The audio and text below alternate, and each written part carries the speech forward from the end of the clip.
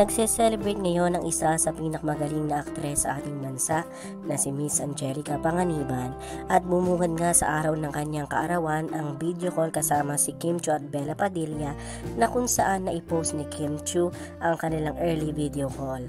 Sa post ni Kim nakalagay na "Started my day with a beautiful laughter with these two. Na-miss ko kayo, happy birthday Ma'am si Angge, love you so much." Bukod sa video call, nag-post ng napakahabang mensahe si Kim Chiu, kalakip ng napakarami nilang sweet photos ng best friend na si Angelica Panganiban.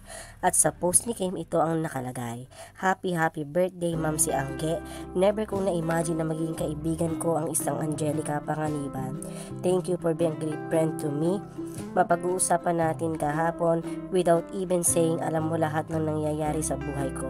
Thank you Moms for always being there for me. At sa buhay, kailangan mo ng kaibigan na totoo. Sa'yo wala nang pabulaklak, basta yun na yun.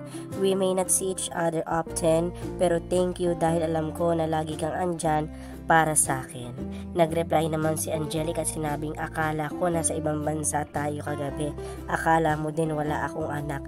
Thank you Mamsi, I love you forever." Ang aktres naman na si Judy Ann Santos ay nagpost na "Maligayang kaarawan, mahal kong Cindy. Dito lang si ate, always for you. Shot puno para sa napaka bonggang kaarawan."